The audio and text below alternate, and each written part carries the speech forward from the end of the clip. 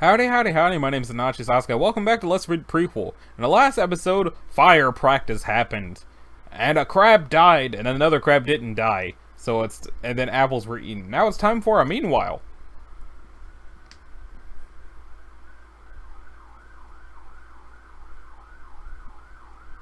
Why is the meanwhile going underground? Miles away and deep underground, a man composes a letter. Typically, his letters are signed with a single initial, D.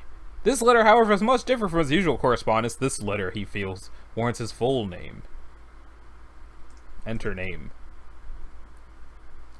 Dmitry Argoth, says XV Power. You are now Dmitry Argoth. You are composing a letter of heartfelt apology. While on lookout duty last night, a young Khajiit woman tackled you from out of nowhere, declaring that she was horn and drunky and wouldn't take no for an answer. After determining she was absolutely no threat whatsoever, you did what any man in your position would. You gave her a ride home and then had a threesome with a skeleton. Yet afterwards, as you rode back to Garlas Agia, you couldn't help but feel guilty. You had taken advantage of her. You would have even considered if not for her Argonian friend's tearful insistence that Kadia was not always like this. You may be a servant to an unholy, lich-seeking world domination, but you still don't believe people should be forced into doing things against their will. At least until you kill them first. Anything else will be morally wrong.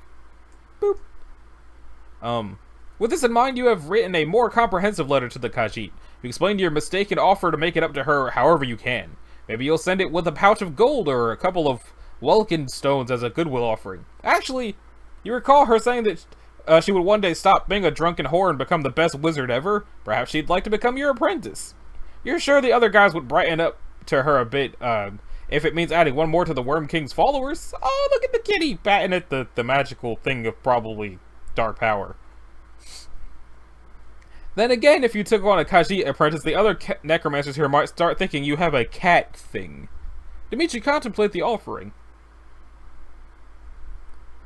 Culture Ulterior wrote, Dimitri, send her a scroll of cure minor wounds to heal her broken heart.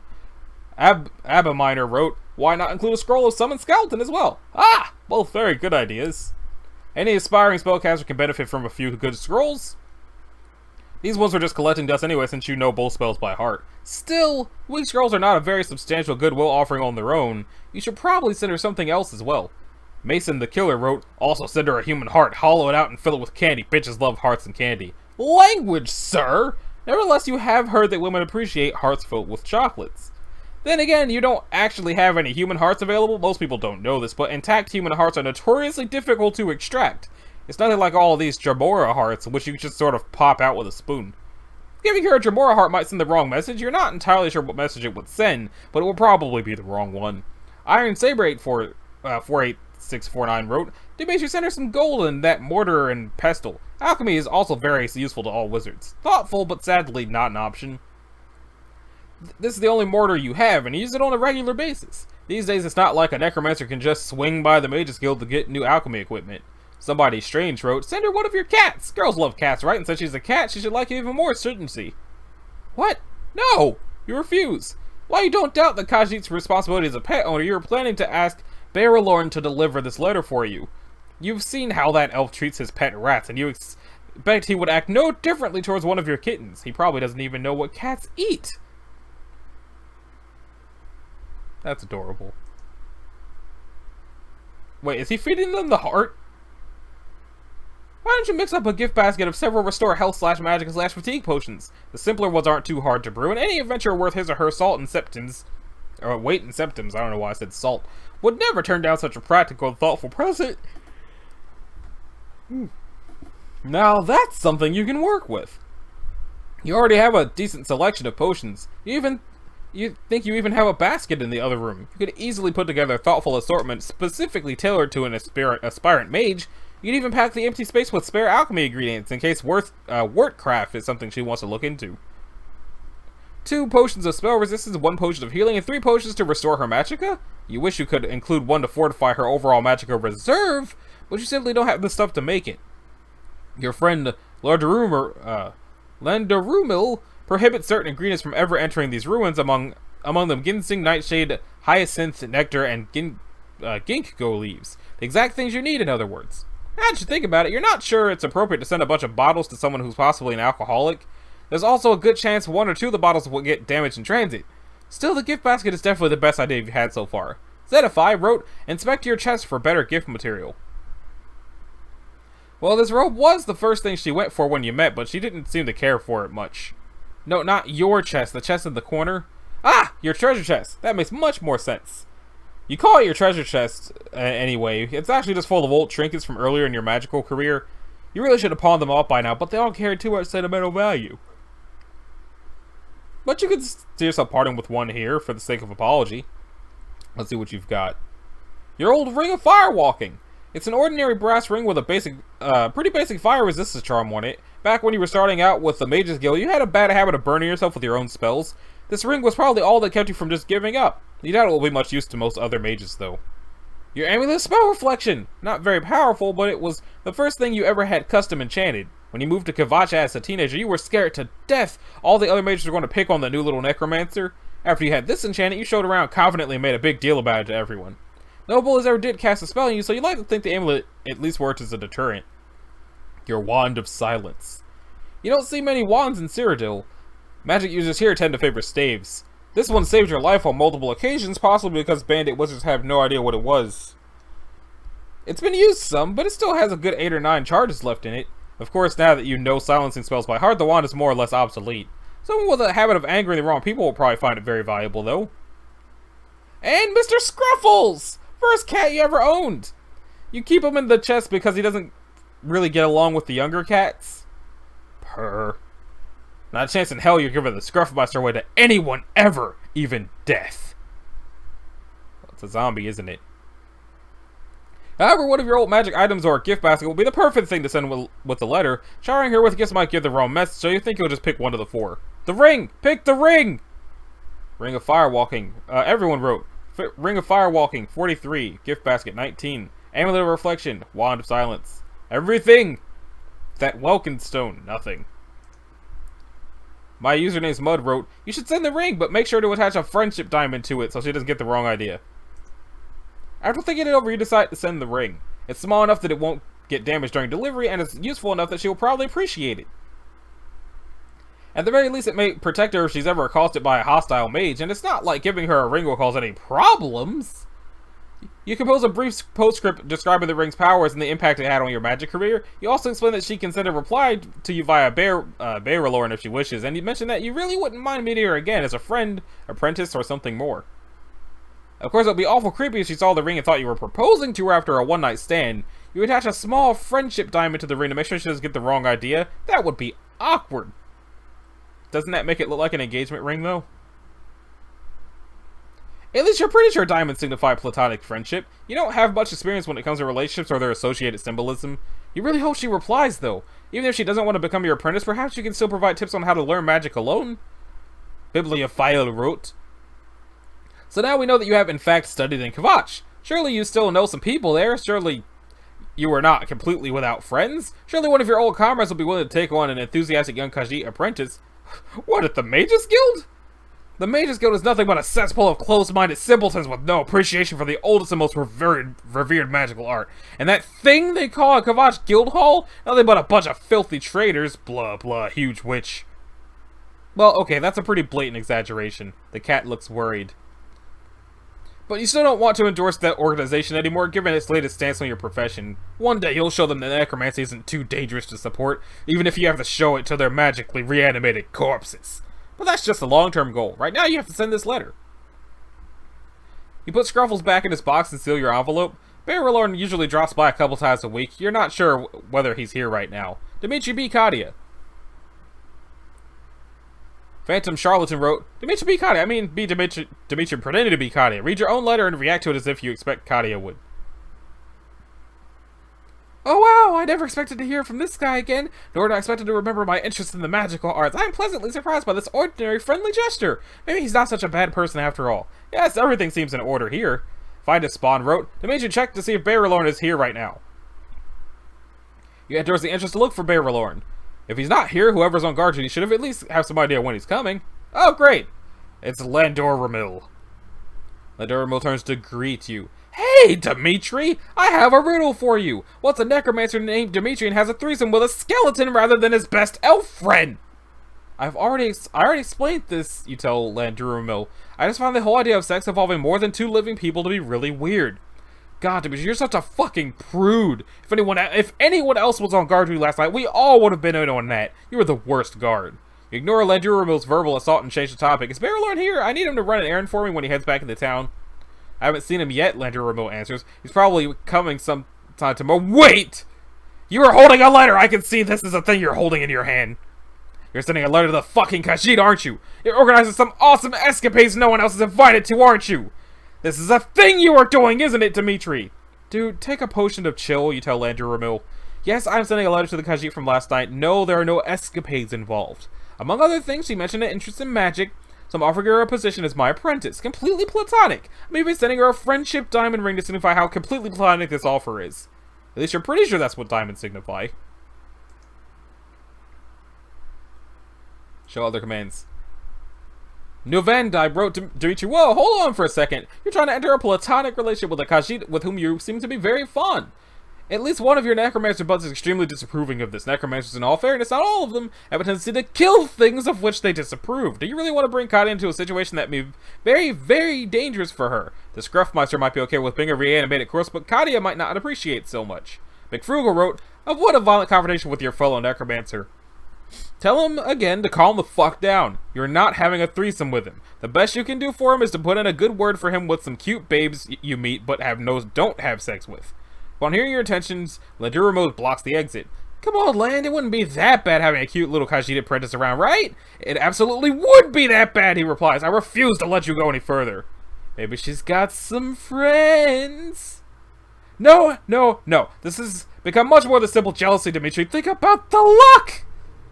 When I'm on guard duty, the best thing that's ever jumped on me is a wolf. Do you know what made it the best thing, Dimitri?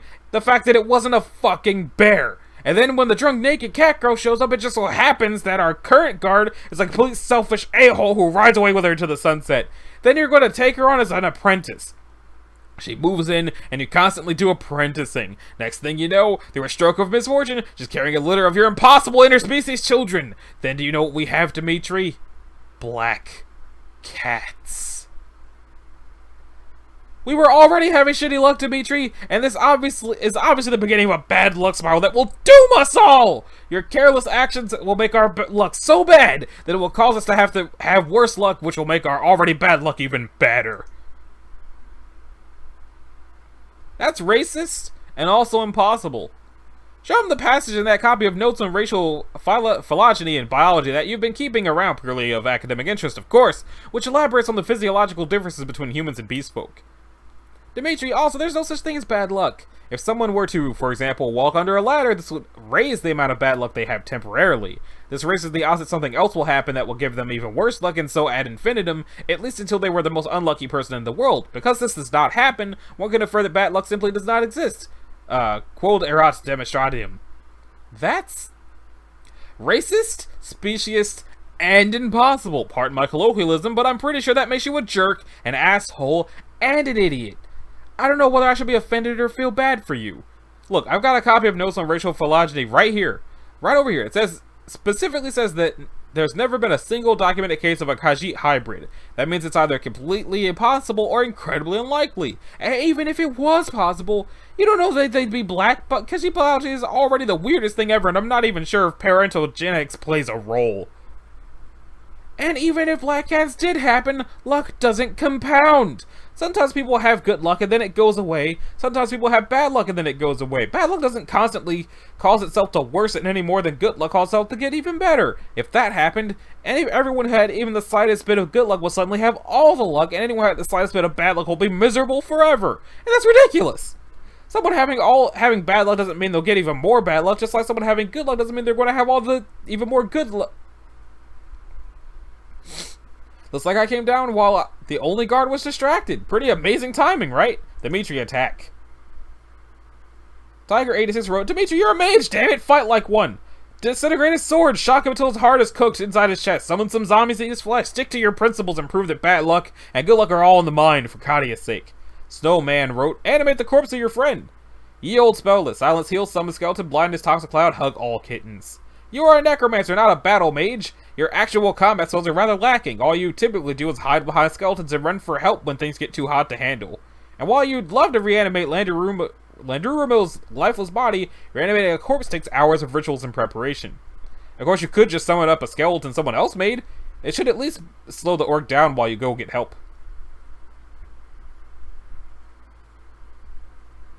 Boom!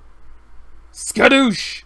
Fred M. Slonaker wrote, Dimitri, tell the nice orcish gentleman that you can see he's the kind of person who likes to get things done without any fuss, and you're the kind of person who would really rather not encounter death personally, hence the intense research into averting it. So you would appreciate him suggesting the course of action most likely to lead to your organs remaining internal.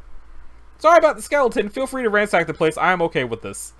Good call, Stitches, the orc replies. If everyone gave up as easily as you, I'd almost never have to get my kill on. But don't worry, I'm not here to ransack the place. I figured I'd just come in, rob the first couple people I saw, then leave. It's lower risk that way. My mashals is still pretty good returns. Oh, I admire your forethought. Thanks, I like to consider myself a professional. Anyway, hand it over. Dimitri, submit. Mason the Killer wrote, Dimitri, be a doormat. Doormats hardly ever die. You present your meager belongings to the very professional orcish bandit, trying your best to keep the letter concealed. You try to remain calm and polite. This is enough, right? If not, I can mix potions. Maybe we could work out a deal or something. The orc declines your offer. I'm not really looking for a long-term business arrangement here. He explains, I just had some time to kill while waiting for the patrol to pass by. Figured I'd make a little side income, if you know what I'm saying. This all looks like it'll fetch a good 40 drakes or so. Though I couldn't help but notice that fine piece of mail you still got in your pocket. Mortimer wrote, be honest and tell him that all you've got on you is a letter with a ring in it that has more sentimental value than actual value. You're reluctant to reveal the letter for Katia. It's for a friend. All it contains is a ring, and that ring has more sentimental value than actual value. I know I'm in no position to negotiate, but I'd really appreciate if you didn't take this. The orc says he'll consider it, but wants to check the volume himself. It won't take long. I always keep a reference book on jewelry appraisal squeezed between my tight Herculean glutes. Check it. Holy shit, this is the Ring of Firewalking! No, this is the Ring of Firewalking with a fucking diamond on it! It's my lucky day! If its sentimental value is seriously higher than its actual value, this thing must be crazy sentimental! Sorry, Chestnut, I can't see myself parting with a sweet catch like this. Hey, don't feel down! You provided important resources to my business, and I'm thankful for that. I'm thinking I might even leave one of those scrolls here to tip for good service. Just one scroll, though, since this ring's going to be a bitch to cash. I'll probably have to sell it at a mage's guild to get full price, which means hiking all the way to Anvil, Coral, or Skingrod. Dimitri discusses. Why not just ransack the fucking mage's guild instead of selling it to them? In fact, just ransack and take every shop or fence in the world. Never buy anything. I gotta ask though, why even bother finding and selling loot like this? You seem like an intelligent person. Couldn't you just as easily break into stores, take whatever you need, and cut the money out of the equation entirely? The orc explains that such methods are not conducive to a long-term career as a professional highwayman. You see a lot of amateurs running around with their little axes, trying to beat the money out of things twice their size. Most of these amateurs get killed on the first day on the job. Being a professional highwayman is about safe investment, if you know what I'm saying. I'm saying I pick easy targets, don't get too greedy, and if guards corner me, I just surrender, go to jail, and break out later. Done right, it provides a safe, reliable income. If I wanted to take chances, I'd just bet my money at one of the arenas. Well, the Imperial City Arena anyway. Thanks for asking, though. I don't find many clients who are willing to critically discuss my business strategies. It's refreshing. You know what, Roby? I think you just earned yourself both scrolls. Abominor wrote, that's fine, Dimitri. It's better than dying, right? Plus you still have those other trinkets in the chest. Yeah, it really looks like there's no way you can turn this around. There's no way your bony necromancer arms could dislodge his sword, and there's no way your paltry spells could do anything besides make the highwayman angry. He's right. There's no sense in taking unnecessary chances. But this isn't all bad. You haven't lost everything. It'll be easy enough to come up with a new gift for Katia. Perhaps you could acquire some lightning scrolls to help her if she's ever in a position like this. With Landurumil out of the picture, maybe you could even mix up some magica potions. You may have gotten robbed, but life will go on. Things will get better. They always have. The orc has no reason to harm you now that he has your money. He seems like a reasonable enough guy. Hell, he even seemed to appreciate that you're willing to talk about his business with him. Lim Gambino wrote, Karug failed to mention Kvatch in this list of places to sell the ring. Ask him why. Billy, if I wrote, this must be done. Which reminds you, you were saying you wanted to sell that ring at a mage's guild, right? When you were naming the nearby guild halls, I couldn't help but notice you skipped over Kvatch. It still has a guild, and it's just a couple of miles to the east. I could buy the ring back pretty easily if you went there, and...